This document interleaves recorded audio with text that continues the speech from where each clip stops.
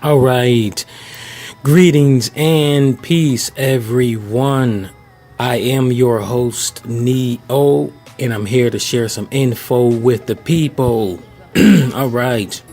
I have some new information that I want you guys to know that some of you might have already known this, but there's a lot of you who still are under the societal belief that your personality cannot be modified. Well, with my years of completing my personal development, studying and really comprehending the subconscious mind and the ego mind and what they all are and the higher mind, I finally understood that our personality can actually be modified if we choose for it to be modified. And now, what is the personality? Well, the personality is something that we get by default. Number one is our ego. Our ego personality we get by default, and it comes online at some point within our life, early childhood stages, and sometimes it comes earlier than other people. Their ego comes in earlier than other people. That ego is by default our personality, and our personality gets shaped by our early childhood experiences, including high school and college. All of those experiences shapes our personality, and it's our personality that gives us a image to show the public. We have what I call an online personality. That's our public image that we put out in the world. And our offline personality is when we're outside of public, and that's where the real us is shown. And the different personality shows in different environments and different situations. They pop out. And this is why I tell people me realizing it the past, I think it was last week maybe, or a few days ago, I realized that nobody ever really gets to really know a person, if you really think about it. And a lot of people, like with me doing my studying, my relationship studies for years, because that's what I do as a relationship anatomist and also relationship investigative reporter. I study and investigate, closely examine relationships in general. That includes parent-child relationships, friendships, and especially committed romantic relationships. I've been doing it for many, many years now, and there's no schools that teach relationships. So this is something that you absolutely have to do on your own. And throughout these years of studying, I realized that relationships literally have to be studied, have to be taught and understood before jumping into them. It's just like anything else. Just like before you decide to be a NASCAR driver, a basketball player, a football player, computer programmer, you have to really know what you're doing before you jump into it. And that's what most people fail to really understand. And that's why their relationships in general are not functioning properly at all, if at all. So the personality, it gives us an image to put in front of people. It's that image of whether you're a happy person, you're a sad person, you're an intermediate person, you're an introvert or extrovert. All of those things are a part of our personality, and they all get manipulated in one way or another from our past experiences, and starting with our parents and or caretakers, people that we're around the most. And the one thing that most people don't realize is that they can manipulate their own personality any way that they choose. And in actuality, it's actually good to know it, very, very essential to know this, and to focus on changing reflecting on your own current personality, and then changing it the way that you want it. Because our parents, and me studying my own parents and studying parenting, Parents literally do not know what they're doing before they become parents. And even during parents, the majority of parents, and I can point out to you all of the areas that they fail at. The majority of parents, I don't care if they sent their kids off to college, which people think that just because a parent sent their child off to college, that equates the parent to being a good parent. No, there's a ton of things that need to be completed in order for a parent to be considered a adequate, great parent. And just clothing the child, sending the child to great schools, and teaching them how to make money, that's not adequate, full parenting. That's just small aspects, and actually mundane aspects of parenting in general. No, your goal as a parent and your duty is to raise the child's mind into an adult mind where they can think independently and in a mature manner. If the child ends up in jail, if they end up in a lot of fights, if they have one or more major mental issues and they just can't seem to get through life correctly, then the parent really didn't do their job correctly. And there's a lot of base what can I say? There's a base core structure that a parent must understand and then build for the child and guide them through life and guide them through raising their own mind so that the child can think independently. Me investigating a lot of parents, I realized that they are still stuck on the societal beliefs and images that tells the parent to only do the minimum of parenting, and that's providing shelter, food, and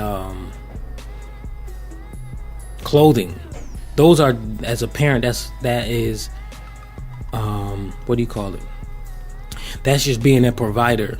That's not being all of the other aspects of parenting. And parenting, the way that society explains it and shows it, displays it throughout the media, the magazines, and anywhere else, these are fragmented images and information of parenting. This is why I tell people, before you have children, you have to understand what parenting is and what you need to do to get your mind right for parenting. And me looking at my family, the majority of them failed to do that before they had children. And that's why the children have a lot of mental issues. Their children, as far as my family, have a lot of mental issues. And they're still struggling. And they're really, and the children, regardless of their age, they're still not mature adults psychologically. They can be 40, 50, 60 years of age, and they're still not mature adults psychologically. Because as I said in a lot of my other past videos, that that adulthood starts within the mind. It is the mind that makes a person a mature adult, not their material, the occupation, career, the financial success. No, not all. Those are fragments and options of adulthood. But a person does not have to have a fancy smancy career in order for them to be considered an adult. And there's a lot of celebrities, your favorite celebrity, that he or she appears as a mature adult in public. But if you were to get them alone and really speak with them and see them in times of adversity, that is when you'll be able to perceive if they really are a mature adult or not. So I tell people that you really don't know who's mature adult until you really see them through times of adversity, because anybody can walk around and fake being happy and fake being successful. But when you see them handle adversity, handle failure, success, and difficult tasks, that is how you can gauge who is mature or not. So with our parents not understanding parenthood and also child psychology. That is what messes up our minds throughout our childhood. That puts a lot of negative beliefs in our minds that creates a not so good personality throughout our adulthood. Then that's what causes us largely what dysfunctional relationships, because of those negative experiences that we had with our parents and or anybody else that we were around, associated with during our childhood. And when you're a child, when we're all a child, our mind is a sponge. It picks up every little thing around us, all behaviors, and it accepts it as real, as something that we need to follow and go through. So we pick up the mindset, a certain mindset. So we start behaving a certain way based off of those beliefs. So if you understand the subconscious mind, this is why I highly recommend that people study the subconscious mind, because it is our subconscious mind that contains all of our beliefs and understandings of the world around us. It is our CPU system, our computer processing system, that controls our behavior, our thoughts, our perception of life, people, places, and things. It's the mechanism of the psychological mechanism of our connection to our soul, and the connection to a lot of other things in general. So if you really want to change your own behavior, you have to start with your own beliefs. Identifying and changing your own beliefs. I call beliefs programs, which the subconscious mind is the most advanced computer system that we have available to us. And the programs, which is aka beliefs, you can change those anytime you want. So for me, I can give you an example. For me, once I realized that, and I realized what was going on and how to program my subconscious mind, and there's a variety of ways you can program it. You can do it manually, or you can utilize technology to help out. I utilize technology. I do both, technology and the manual way, where I speak to myself and I say a certain affirmation over and over again. But for me, I use my own subliminal video tools that I create for myself, where there are words and images that I have. Images in the background, and then I have transparent text at which they are affirmations of new programs that I want to put into my mind. And they're transparent to where when they're moving, my conscious mind, it bypasses my conscious mind, but my subconscious mind can perceive it. So the programs will get installed, and they have been getting installed, allowing me to change my behavior to whatever it is. So I can give you an example. I have much more enhanced intelligence. I think a lot more, and I perceive a lot more than the average person. So I have above average intelligence. That's what I would say, because I'm shocked at how many people fail to perceive and actually think about certain things of life that they don't think about, that they fail to think about. And after utilizing my own subliminal videos, which is accessible to everybody else, I do have I offer my service to the public. You can check that out in the description section. You can check out the link to my subliminal video YouTube channel, and also my subliminal video website. Hopefully I'll remember to put that in the link in the description. Check that out also. But using my own, it allowed me to have increased intelligence, enhanced memory, because my memory is a lot better than ever before. My communication skills has improved greatly, to the point now it seems like almost everybody that I meet and speak to, they like me. And after I realized that, I was like, I don't know if I want everybody liking me. Because I can talk to somebody for only a few minutes and then they like me. So, and that's not a brag, but it's really the truth. Let me see, communication. What else increased? My extra senses, aka psychic senses increased also, because that's just a belief that people have to get into their mind about their extrasensory senses, their psychic abilities. Once they believe in them more, then they'll be able to perceive them more, because the way the mind and life works is whatever you believe, you will perceive and be able to do. If you lack the beliefs, aka programs, then you'll lack whatever it is that you're trying to perceive and or do and or achieve. So you have to believe before you be able to see. And you got to get those programs into your subconscious mind. So you got to get those beliefs in there. Once I did that, man, there's so many things that I'm amazed that I can do now and perceive now. Let me see here. Where was I going with this? So that's really where you have to start first. So I say you guys got to study the subconscious mind. There's tons of information on YouTube. I started off finding out about it on YouTube, but then I started doing more studying on the internet and reading some books. Actually, even before YouTube, I read an Allen Iverson biography because I was a huge Allen Iverson fan, and I think it was his book titled Only the Strong Survive, or one of his books I read, and it talked about how he was introduced to psychokinetics using the mind to manipulate the behavior to be successful at whatever it is we want to be successful at. He used it for his basketball skills, to improve his basketball skills, and a lot of sports players, they utilize this.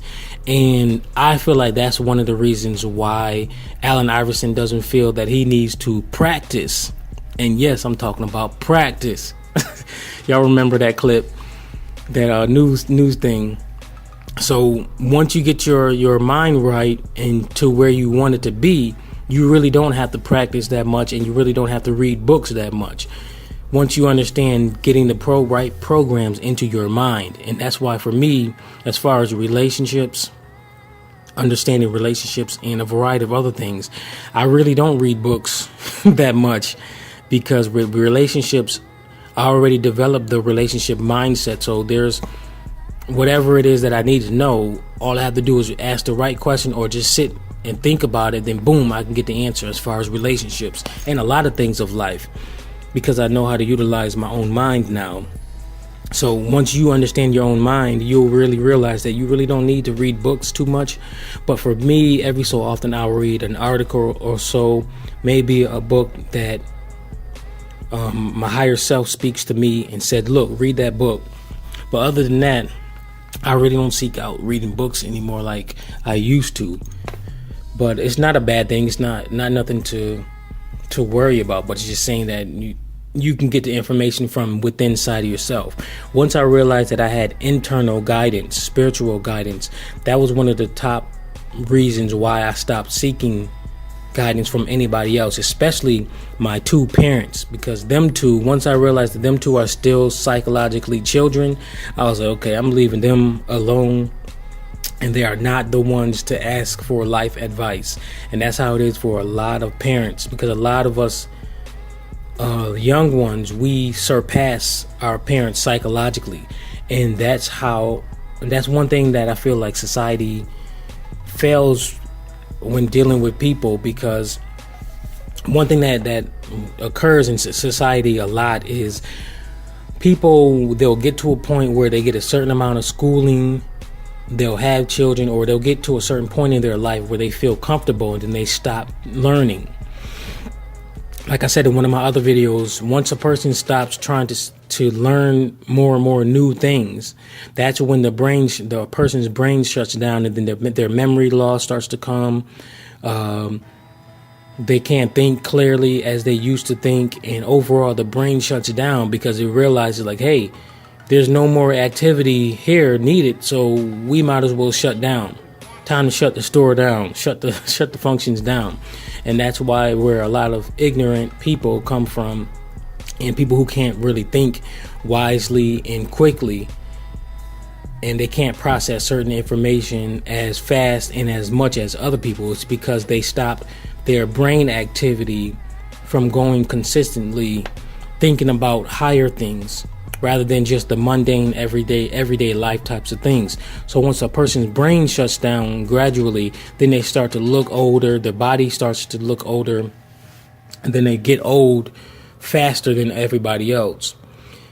So that's one thing that I suggest that people do, is they keep finding new things to learn so they can continue the brain functioning properly and at a premier level, so that they can stay on a high intellectual level and remain looking young, because our brain is what produces the different necessary hormones to give us youth. And then even when we do get old, we age gracefully. So that's that. Let me see what else I can say. So as far as the personality, there's anything you can change about yourself. If you want to be a better communicator, you can change that. You want to be a much more confident person, you can change that. I have one of those affirmations in my subliminal videos and also my subliminal audios, because you can get a subliminal audio MP3 from me. Then you play it over and over again as much as you want. I play it a minimum, like for my subliminals, the audios, I play them a minimum of 2 or more times a day. Not necessarily back to back, which you can do it if you want, but I usually would do it once in the morning, once noon, and once sometime in the evening. That's good enough right there. But if you want to do more, then you'll see faster results and much more stronger results of your changing of your personality. Check out my website for that. And I'm gonna go ahead and close this out right here. Subscribe to, when you hit the subscribe button, please make sure you hit the bell button so that you can get email notifications of any new videos that I upload.